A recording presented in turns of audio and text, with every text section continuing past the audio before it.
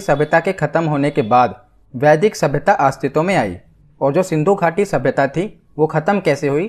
तो माना जाता है कि नदियों में बाढ़ आने के कारण जो पूरी की पूरी सिंधु सभ्यता थी ये जलमग्न हो गई और खत्म हो गई।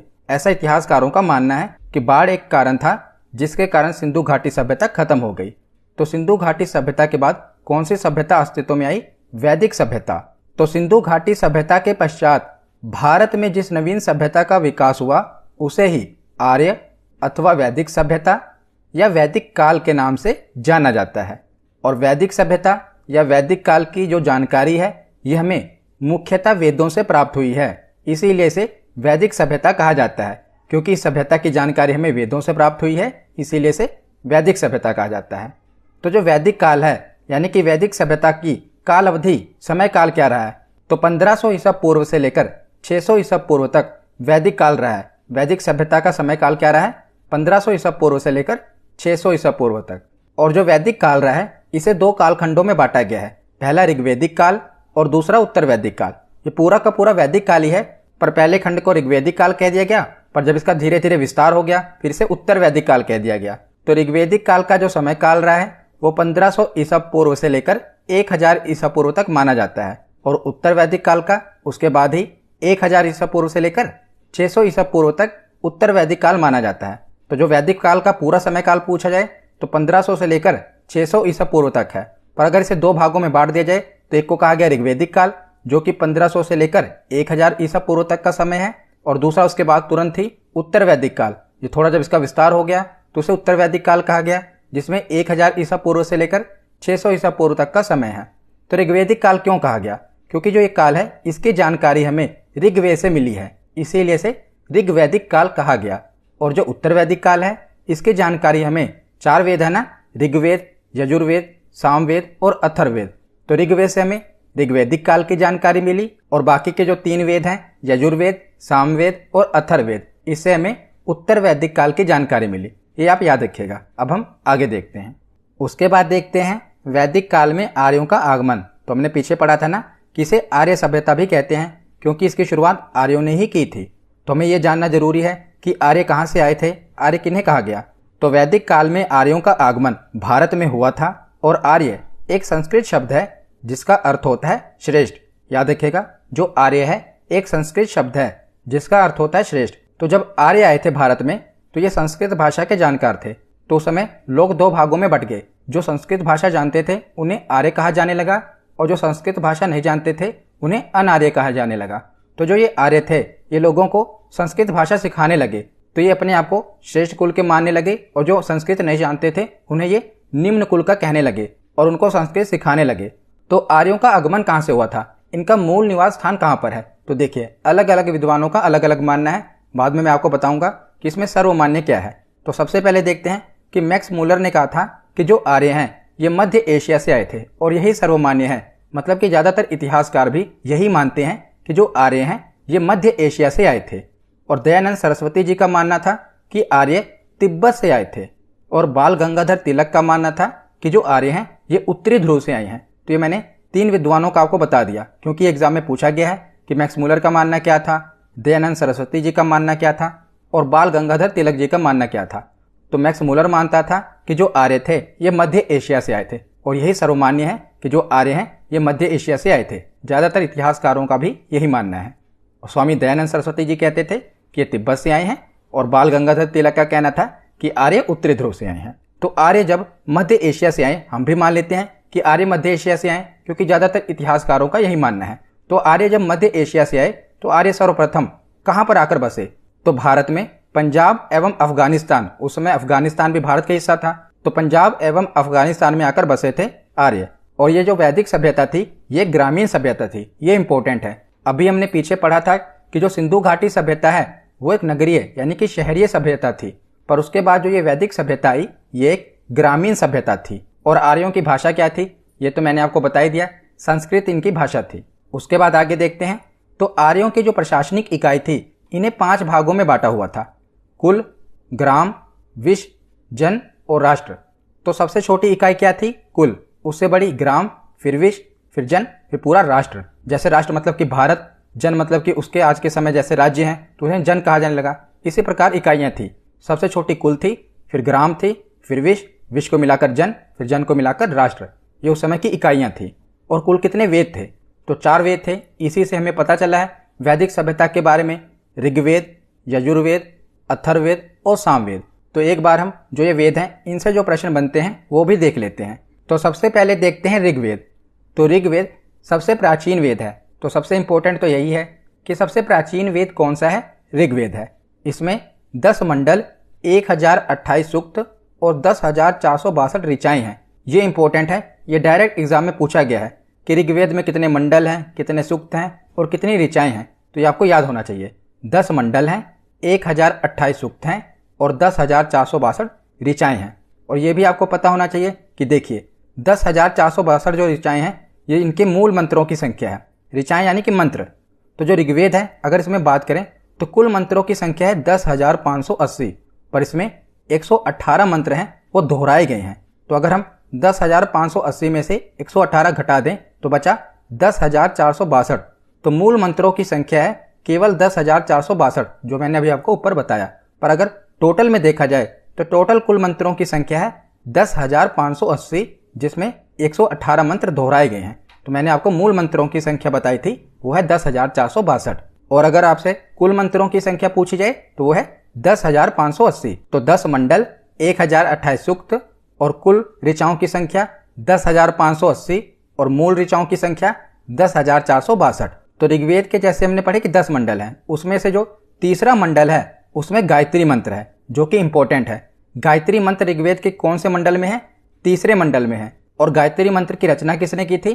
तो ये भी नाम याद रख लीजिएगा, विश्वामित्र जी ने गायत्री मंत्र की रचना की थी। किसने? विश्वामित्र ने। और ये किस मंडल में है? तो ऋग्वेद के तीसरे मंडल में है। ऋग्वेद क्या है? तो ऋग्वेद में स्तोत्र और प्रार्थनाओं का संचय है। जैसा कि हमने पढ़ा गायत्री मंत्र, ये भी एक प्रार्थना है ना। हमारे स्कूलों में भी गायत्री मंत्र पढ़ाया जाता था, प्रार्थना कराई जाती थी। तो ऋग्वेद में स्तोत्र और प्रार्थनाओं का संचय है, याद रखिएगा। अब हम आगे देखते हैं। तो ऋग्वेद के बाद देखते हैं यजुर्वेद। तो यजुर्वेद में यज्ञों के नियमों और विधि विधान का संकलन मिलता है। इसमें बलिदान विधि का भी वर्णन है। तो सबसे इंपॉर्टेंट यही है कि यजुर्वेद में क्या है, यही आपसे पूछा जाएगा। तो यजुर्वेद में यज्ञों के नियमों और विधि विधान का वर्णन है। तो यजुर्वेद से देखिए या से शुरू हो रहा है। यजुर्वेद में या है और यज्ञों की शुरुआत भी या से हो रही है। तो यजुर्वेद यज्ञ, यजुर्वेद यज्ञ। अब रिलेट कर लेना। तो यजुर्वेद में क्या है? यज्ञों के नियमों का वर्णन है। तो अगला वेद है सामवेद। तो साम का शाब्दिक अर्थ ही होता है गान, यानी कि गीत। तो साम का, और इसे भारतीय संगीत का जनक कहा जाता है। किसे? सामवेद को। इसे भारतीय संगीत का जनक कहा जाता है। इसमें संगीत में स्तोत्र का वर्णन है। तो ये भी इंपॉर्टेंट है। जैसे हमने ऊपर पढ़ा यजुर्वेद, उसका हमने या लिया, यजुर्वेद का या और यज्ञ रिलेट हुआ। उसी प्रकार अब सामवेद, सामवेद में क्या है? सा। तो संगीत, इसकी शुरुआत भी सा से हो रही है। तो इसे भी आप रिलेट कर सकते हैं। वैसे भी साम का अर्थ होता है गान, फिर भी अगर आपको याद ना रहे तो सामवेद का पहला अक्षर है सा, संगीत का भी पहला अक्षर है सा। तो सामवेद संगीत, यजुर्वेद का पहला अक्षर है या और यज्ञ का पहला अक्षर है या, यजुर्वेद यज्ञ। ऐसे आप रिलेट कर सकते हैं। उसके बाद है अथर्ववेद। तो अथर्ववेद अथर्वा ऋषि द्वारा रचित है, इसीलिए इसे अथर्ववेद कहा जाता है, क्योंकि इसकी रचना अथर्वा ऋषि ने की थी। इसमें कुल 731 मंत्र हैं और लगभग 6000 पद्य हैं। ये मंत्र और पद्य कितने हैं ये आपको नहीं भी याद रहेंगे तब भी चलेगा, पर ऋग्वेद के आपको याद होने चाहिए क्योंकि वो इंपॉर्टेंट है, वो पूछे गए हैं। और अथर्ववेद का संबंध चिकित्सा, तंत्र मंत्र और वशीकरण से है। तो जो भी जादू टोने और वशीकरण से संबंधित चीजें हैं वो किस में है? अथर्ववेद में। तो चिकित्सा से संबंधित चीजें भी इसी में है, तंत्र मंत्र और वशीकरण भी इसी में है। किसमें? अथर्ववेद में। तो यहाँ पर हमने जो 4 वेद थे उनसे रिलेटेड जो भी एग्जाम में पूछा जाता है वो पढ़ लिया। अब हम आगे देखते हैं। उसके बाद आगे देखते हैं तो वेद कितने हैं? 4 वेद हैं। कौन कौन से? ऋग्वेद, यजुर्वेद, सामवेद और अथर्ववेद। पुराण कितने हैं?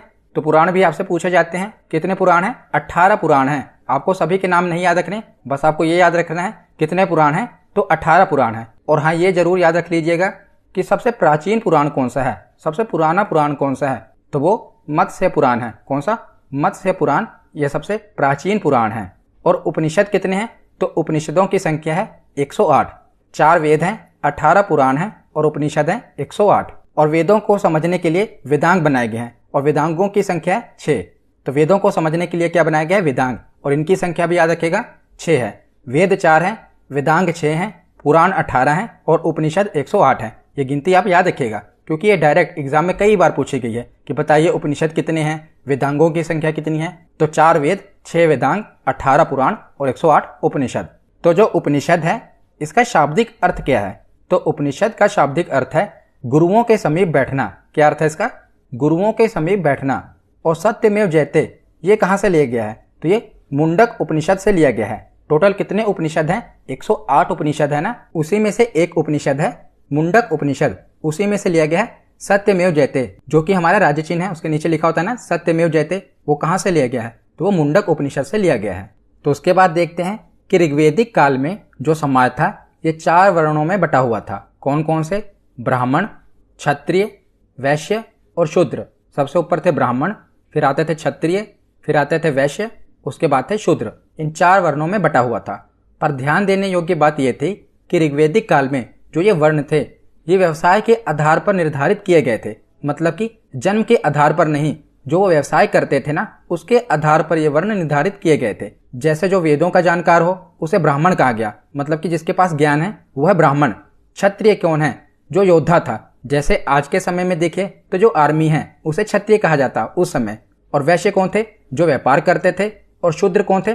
जो श्रमिक थे, जो सेवा करते थे, वो शूद्र थे। तो मतलब कि उनके व्यवसाय के आधार पर उन्हें बांट दिया गया। ब्राह्मण, क्षत्रिय, वैश्य और शूद्र उनके जन्म के आधार पर नहीं बांटा गया। ये हम आगे पढ़ेंगे कि उत्तर वैदिक काल में ये सब जाति के आधार पर होने लगा, पर पहले ये व्यवसाय के आधार पर निर्धारित किया गया था ऋग्वेदिक काल में। याद रखिएगा, ये इंपॉर्टेंट है। तो उसके बाद देखते हैं वैदिक काल के देवता, ये भी इंपॉर्टेंट है। कौन कौन से?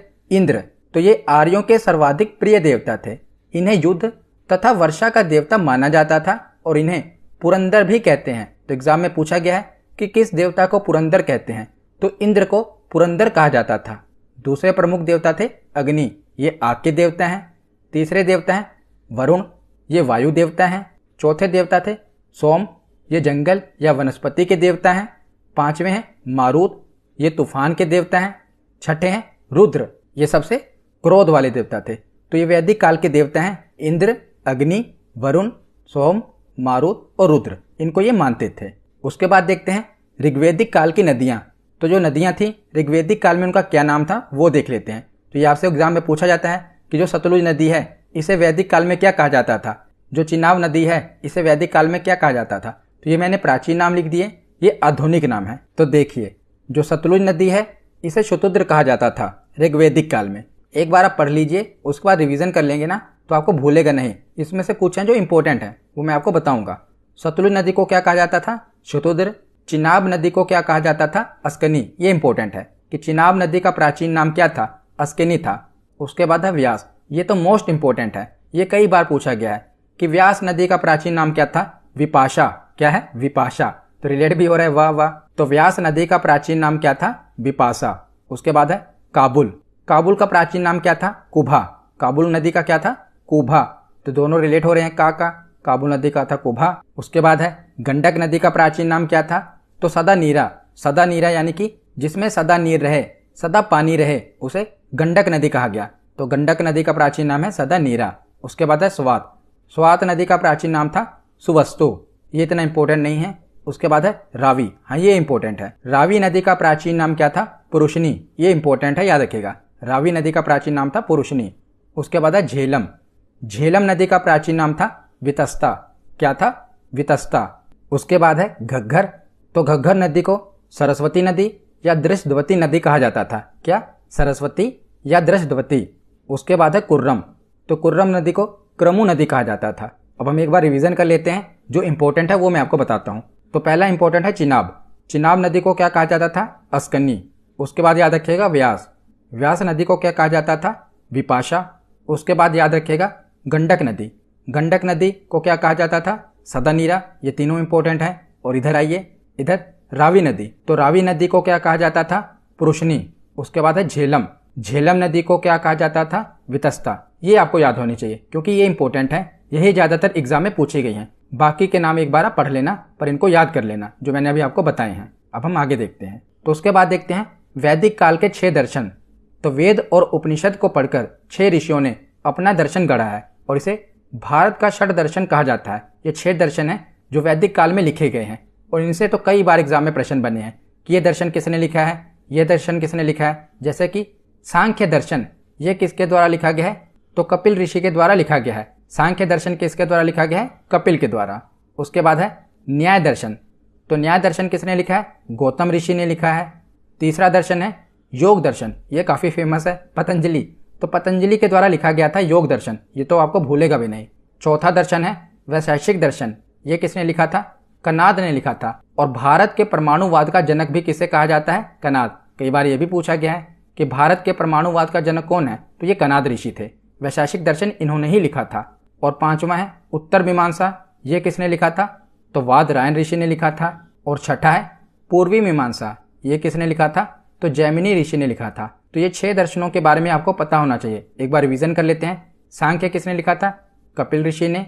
न्याय किसने लिखा था, गौतम ऋषि ने।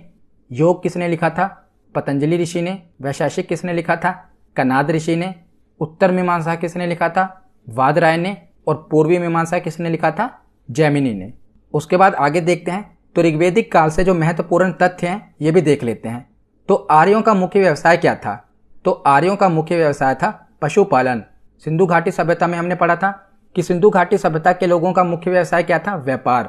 पर जो आर्य थे इनका मुख्य व्यवसाय था पशुपालन, क्योंकि जो सिंधु घाटी सभ्यता थी वो शहरी सभ्यता थी, तो जो उनका मुख्य व्यवसाय है वो व्यापार था। पर जो वैदिक सभ्यता है ये एक ग्रामीण सभ्यता है, तो इनका मुख्य व्यवसाय क्या था, पशुपालन। तो ये पशुपालन भी करते थे और कृषि भी करते थे, पर इनका मुख्य व्यवसाय था पशुपालन। और जो आर्यों का समाज था ये पितृ प्रधान था। अगर हम इसको सिंधु सभ्यता से कंपेयर करें तो सिंधु सभ्यता का समाज मात्र सत्तात्मक था, पर जो आर्यों का समाज था ये पितृ प्रधान था। और गाय को अधन्या माना जाता था, यानी कि ना मारे जाने योग्य पशु की श्रेणी में रखा गया था। किसको, गाय को। और जो गाय को मारता था उसे मृत्यु दंड की सजा भी दी जाती थी उस समय, याद रखिएगा। गाय को अधन्या माना जाता था। और आर्यों का जो प्रिय पशु था ये घोड़ा था, और सर्वाधिक प्रिय देवता थे इंद्र थे। प्रिय पशु घोड़ा था और सर्वाधिक प्रिय देवता इंद्र थे। ये ऋग्वेदिक काल की बात हो रही है कि ऋग्वेदिक काल के समय जो आर्यों के प्रिय देवता थे ये इंद्र थे, पर आगे चलकर जब उत्तर वैदिक काल आया तो ये बदल गए। पर अभी याद रखिएगा कि ऋग्वेदिक काल के समय इंद्र प्रिय देवता थे आर्यों के। उसके बाद है कि आर्यों द्वारा खोजी गई धातु कौन सी थी, तो लोहा थी। याद रखिएगा, आर्यों के द्वारा खोजी गई धातु लोहा थी। और ऋग्वेद में सरस्वती नदी सबसे महत्वपूर्ण तथा पवित्र नदी मानी जाती थी। यह भी इंपॉर्टेंट है कि कौन सी नदी ऋग्वेद में सबसे महत्वपूर्ण और पवित्र मानी गई है, तो ये सरस्वती नदी है। और ऋग्वेद में गंगा नदी का उल्लेख 1 बार, यमुना नदी का उल्लेख 3 बार और सिंधु नदी का उल्लेख सर्वाधिक बार हुआ है। मतलब कि सबसे ज्यादा बार उल्लेख सिंधु नदी का हुआ है, पर जो पवित्र नदी मानी गई है वो सरस्वती नदी मानी गई है। और गंगा नदी का उल्लेख केवल 1 बार हुआ है और यमुना नदी का उल्लेख 3 बार हुआ है। ये इंपॉर्टेंट है, एग्जाम में पूछा गया है, इसीलिए मैंने कवर किया है। तो ऋग्वेदिक काल के बाद देखते हैं उत्तर वैदिक काल के महत्वपूर्ण तथ्य। उत्तर वैदिक काल 1000 ईसा पूर्व से लेकर 600 ईसा पूर्व तक रहा। इसमें से ज्यादा प्रश्न नहीं बनते, पर जो भी प्रश्न बनते हैं वो देख लेते हैं। तो उत्तर वैदिक काल में इंद्र की बजाय प्रजापति सर्वाधिक प्रिय देवता बन गए। ये बहुत इंपॉर्टेंट है। देखिए, ऋग्वेदिक काल में हमने पढ़ा कि इंद्र सबसे प्रिय देवता थे, पर बाद में उत्तर वैदिक काल में प्रजापति सर्वाधिक प्रिय देवता बन गए। उसके बाद है कि उत्तर वैदिक काल में वर्ण व्यवसाय की बजाय जन्म के आधार पर निर्धारित होने लगा। यह भी इंपॉर्टेंट है। तो पीछे हमने क्या पढ़ा था कि जो ऋग्वेदिक काल था उसमें जो वर्ण था वो व्यवसाय के आधार पर, यानी कि जैसा जिसका व्यवसाय उसी प्रकार उसका वर्ण निर्धारित होता था। पर बाद में उत्तर वैदिक काल में आके क्या हुआ कि जो वर्ण था ये व्यवसाय की बजाय जन्म के आधार पर निर्धारित होने लगा। यानी कि जो ब्राह्मण है उसका बेटा भी ब्राह्मण होगा, जो क्षत्रिय है उसका बेटा भी क्षत्रिय होगा। ये जन्म के आधार पर निर्धारित कब से होने लगा, उत्तर वैदिक काल से होने लगा। पर ऋग्वेदिक काल में ये जन्म के आधार पर निर्धारित नहीं होता था, बल्कि जैसा जिसका व्यवसाय था उसके हिसाब से निर्धारित होता था। पर बाद में उत्तर वैदिक काल में ये आकर जन्म के आधार पर निर्धारित होने लगा। उसके बाद देखते हैं कि उत्तर वैदिक काल में कुछ खाद्यान्न थे, उनके नाम क्या थे। जैसे हमने नदियों के नाम पढ़े ना, प्राचीन नाम, वैसे इनके भी प्राचीन नाम थे। जैसे कि जौ को कहा जाता था यव। क्या कहा जाता था, यव। धान को व्रीह, उड़द को माड़, मूंग को गुदग, गेहूं को गोधुम और मसूर आदि जो ये खाद्यान्न हैं इनका वर्णन किस में देखने को मिलता है, यजुर्वेद में। क्योंकि यजुर्वेद, सामवेद और अथर्ववेद, इसी से तो हमें उत्तर वैदिक काल की जानकारी मिलती है ना। तो यजुर्वेद में कहा गया है, याद रखिएगा, जौ को यव कहा जाता था। ये इंपॉर्टेंट है, ये पूछा गया है। जौ को यव, धान को व्रीह, उड़द को माड़, और मूंग को गुदक और गेहूं को गोधुम। तो इसमें सबसे इंपॉर्टेंट है एक तो जौ और दूसरा धान, ये कई बार पूछे गए हैं। उसके बाद देखते हैं कि उत्तर वैदिक ग्रंथों में लोहे के लिए लोहोअयस एवं कृष्णअयस शब्द का प्रयोग किया जाता था और अतरंजी खेड़ा में पहली बार कृषि से संबंधित लोह उपकरण प्राप्त हुआ था। यह भी इंपॉर्टेंट है, कहां से प्राप्त हुआ था? अतरंजी खेड़ा में। तो यहां पर हमारा थ्योरी सेक्शन कंप्लीट होता है। अब हम प्रीवियस ईयर क्वेश्चन देखते हैं। तो पहला प्रश्न है कि पूर्व वैदिक या ऋग्वेदिक संस्कृति का काल किसे माना जाता है? तो ऋग्वेदिक संस्कृति का काल किसे माना जाता है? 1500 ईसा पूर्व से लेकर 1000 ईसा पूर्व। इसका ऑप्शन ए सही होगा। अगला प्रश्न है कि उत्तर वैदिक संस्कृति का काल किसे माना जाता है?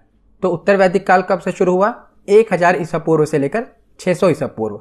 ऑप्शन बी इसका सही जवाब होगा। अगला प्रश्न है कि इनमें से किस फसल का ज्ञान वैदिक काल के लोगों को नहीं था? तो किस फसल का ज्ञान नहीं था? जौ का ज्ञान भी था, गेहूं का ज्ञान भी था और चावल का ज्ञान भी था, पर तंबाकू का ज्ञान नहीं था। ऑप्शन डी इसका सही जवाब होगा।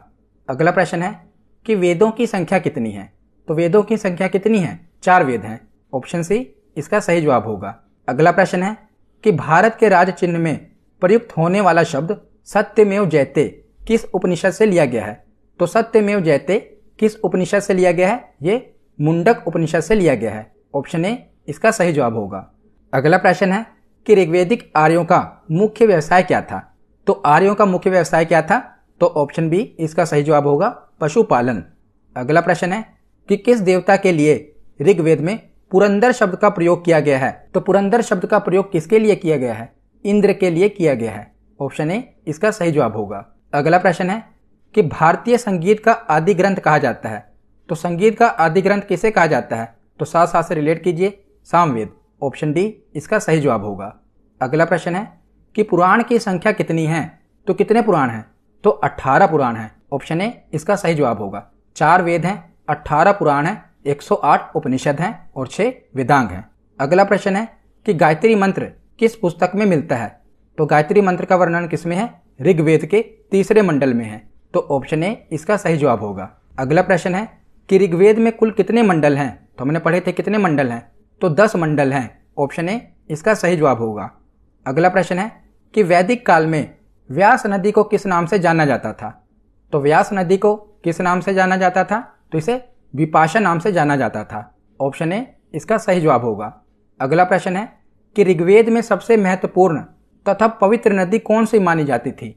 तो सबसे महत्वपूर्ण और सबसे पवित्र नदी मानी जाती थी सरस्वती नदी। ऑप्शन ए इसका सही जवाब होगा। अगला प्रश्न है कि भारत के किस स्थान की खुदाई से लौह धातु के प्रचलन के प्राचीनतम प्रमाण मिले हैं? तो कहां से मिले हैं? तो हमने पढ़ा था अतरंजी खेड़ा से। ऑप्शन बी इसका सही जवाब होगा। अगला प्रश्न है कि योग दर्शन के प्रतिपादक कौन है? तो योग दर्शन किसके द्वारा लिखा गया है? तो ये पतंजलि के द्वारा। ऑप्शन ए इसका सही जवाब होगा। अगला प्रश्न है कि किस वेद में जादुई माया और वशीकरण का वर्णन है? तो जादुई माया और वशीकरण का वर्णन किस में है? तो अथर्ववेद में है। ऑप्शन ए इसका सही जवाब होगा। अगला प्रश्न है कि आर्य शब्द इंगित करता है? तो आर्य शब्द इंगित करता है, मैंने आपको बताया था कि आर्य शब्द का अर्थ क्या है? श्रेष्ठ। तो ऑप्शन बी इसका सही जवाब होगा, श्रेष्ठ वंश को। अगला प्रश्न है कि आर्य भारत में संभवतः आए थे? तो आर्य कहां से आए थे? तो ज्यादातर माना जाता है कि आर्य मध्य एशिया से आए थे। तो ऑप्शन बी इसका सही जवाब होगा। अगला प्रश्न है कि गोत्र व्यवस्था प्रचलन में कब आई? तो जन्म के आधार पर वर्ण व्यवस्था कब से शुरू हुई थी? तो गोत्र व्यवस्था कब से आई थी? उत्तर वैदिक काल में। ऑप्शन बी इसका सही जवाब होगा। अगला प्रश्न है कि वैदिक युग में यव को क्या कहा जाता था? तो यव को क्या कहा जाता था? तो इसे जौ कहा जाता था। ऑप्शन बी इसका सही जवाब होगा। और धान को व्रीह कहा जाता था, गेहूं को गोधुम कहा जाता था। अगला प्रश्न है कि व्रीह शब्द किसके लिए प्रयुक्त हुआ है? तो अभी हमने पढ़ा किसके लिए प्रयुक्त हुआ है ये? तो ये चावल को कहा जाता था। ऑप्शन ए इसका सही जवाब है। अगला प्रश्न है कि प्राचीनतम पुराण कौन सा है? तो प्राचीनतम पुराण कौन सा है? टोटल 18 पुराण है, उसमें से सबसे प्राचीनतम कौन सा है? तो यह मत्स्य पुराण। ऑप्शन ए इसका सही जवाब होगा। अगला प्रश्न है कि ऋग्वेदिक काल के सबसे प्रधान देवता कौन थे? तो ऋग्वेदिक काल के पूछे हैं, तो ऋग्वेदिक काल के सबसे प्रधान देवता थे इंद्र। ऑप्शन बी इसका सही जवाब होगा। अगला प्रश्न है कि उत्तर वैदिक काल में किस देवता को सर्वोच्च स्थान प्राप्त था? अब यह बात आ गई उत्तर वैदिक काल में। तो उत्तर वैदिक काल में कौन से देवता सर्वोच्च थे? तो ये प्रजापति। ऑप्शन सी इसका सही जवाब होगा। अगला प्रश्न है कि संस्कारों की कुल संख्या कितनी है? तो बताइए, आपको पता होना चाहिए वैसे भी कि सनातन धर्म में कितने संस्कारों का वर्णन है। तो कितनी संख्या है? 16 संस्कार कहे जाते हैं ना, तो 16। ऑप्शन सी इसका सही जवाब होगा कि संस्कारों की कुल संख्या कितनी है? तो 16 संस्कार होते हैं। अगला प्रश्न है कि ऋग्वेद में अधन्य वध योग्य नहीं शब्द का प्रयोग किसके लिए किया गया था? तो किसे अधन्य कहा जाता था? तो गाय को कहा जाता था। ऑप्शन बी इसका सही जवाब होगा।